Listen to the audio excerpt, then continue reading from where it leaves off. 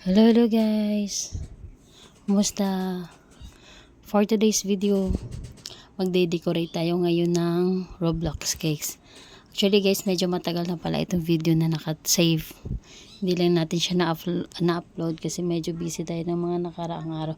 So ngayon guys, medyo matagal-tagal na nga pala wala akong upload.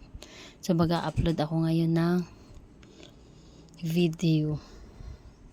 So yung ginawa ko nga pala dito guys is fondant. Fondant po ito. Tapos gumamit po ako dito ng cutter para magiging brick siya at saka para mas mabilis. Diba? Yung fondant na white nilagyan natin ng konting black for gray.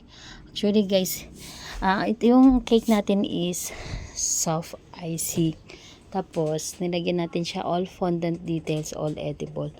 Medyo risky nga guys kasi pag ang cake talaga na magta-topper tayo ng fondant tapos medyo mabigat, may tendency talaga na minsan nag-i-slide siya. Nakita nyo dun sa picture na una, medyo may paglagay na tanggal siya, so inulit po natin. Tapos may nilagay doon ng parang toothpick para medyo tumibay siya kasi medyo mabigat talaga yan guys kasi doble tayo ng fondant dyan sa name po. Yung name naman is made in fondant din po. Tapos mano-mano cutter lang guys yung ginamit dyan. Tapos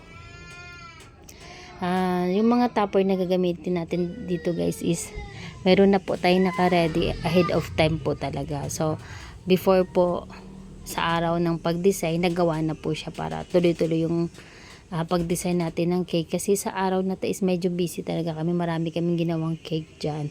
Kaya, niready na po yung mga topper na yan. Para, lagay na lang ng lagay. O, diba? O. Sa paggawa naman ng mga topper na yan, guys, is, wala po tayong cutter ginamit dyan. Lahat po yan is, mano-mano baga. Yung ginamit nga pala namin dyan is, yung fondant na ng DLA, nilagyan namin ng Tylose. Ready naman, ready to ano na po kasi yun, ready to use na siya, diba? So ayan na yung ating cake. Tapos naglagay lang tayo ng konting design. Tapos napansin nyo guys, sa ibang side may mga cake pa talaga akong ginawa dyan. So hindi ko pa rin na-upload yung paggawa namin ng cake na yan. So soon ulit, pagka magka-time, mag-a-upload tayo ulit ng panibagong video para po dyan. So yun na guys, ang ating ganap. Diba? May pabraso pa guys. Diba?